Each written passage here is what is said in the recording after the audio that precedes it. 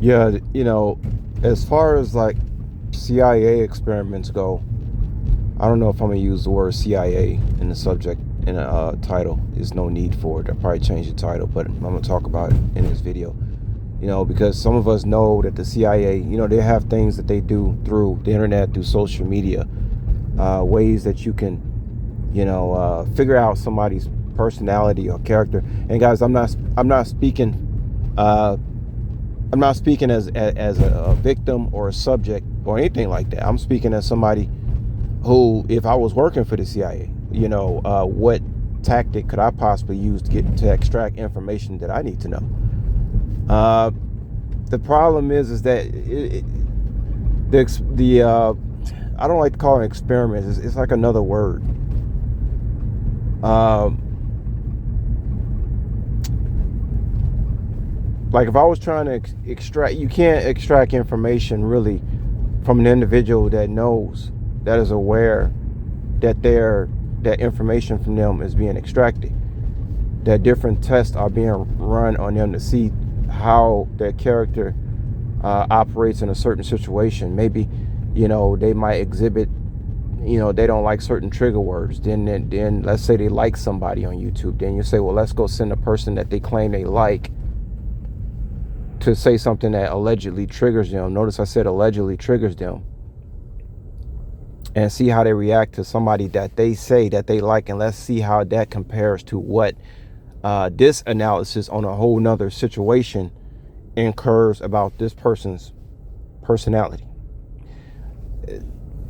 Stuff like that with me, it doesn't work. And not because I've been made aware of it.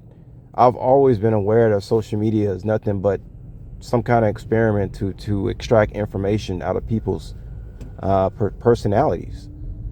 But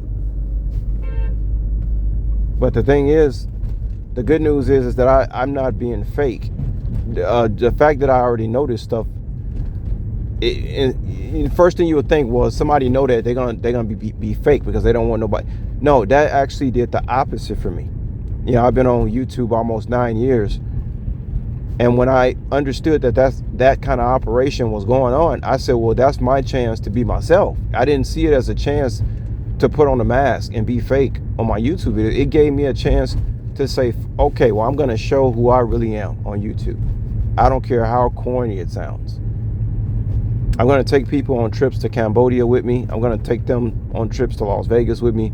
I'm going to take them on trips to New York with me, in the streets of New York, in the projects. I'm going to take them on trips in Chicago. I want somebody out there to know what I'm really like, and I'm going to be totally 100. And I want see this. People think I'm running experiments. I am. My experiment was to see how people react to authenticity. Okay, that's the experiment that I've been running. I wanted to see how the people react to authenticity. Matter of fact, that's the experiment I've been running my whole life. My whole life is an authenticity experiment. How will people react to authenticity? Would they love it? Would they hate it? Would they make changes? Would they try to copy me? Right?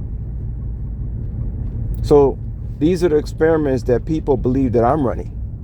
Yeah, that's the experiment I'm running. How can people react to authenticity? And the thing is, my analysis of the whole thing of that is,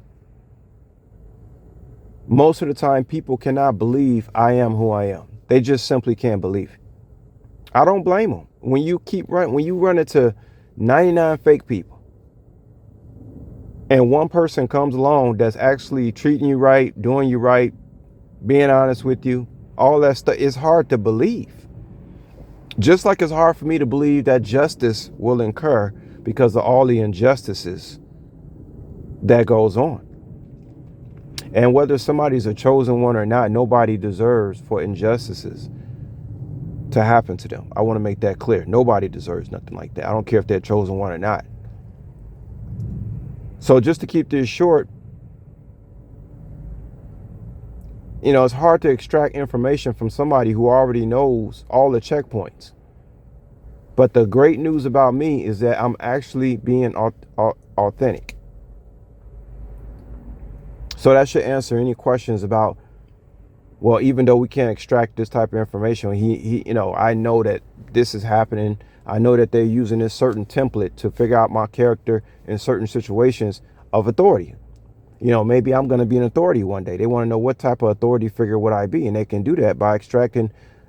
So they can take every word I say, put it in like a computer, and then organize other people to do things around this individual that they claim. You could figure out if I'm really authentic or not. What are my triggers? What are my good sides? What are my bad sides? You could figure out all this stuff.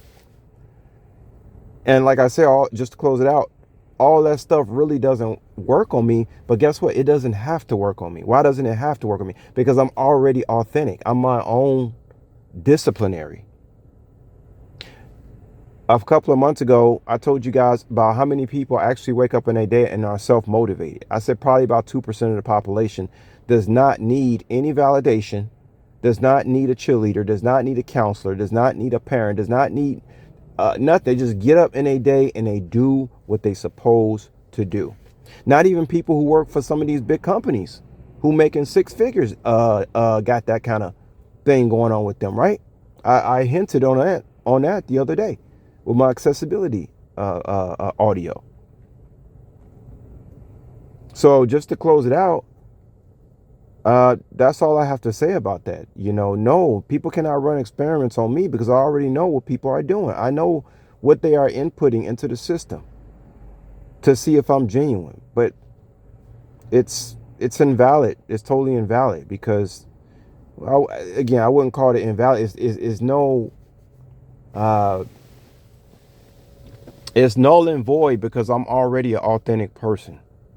So therefore, there's no need to run those kind of studies. I mean, I guess it's fun to run them though, see what it says, what it come up with. But I can tell people personally myself, I'm so authentic, the world does not even believe who I am naturally.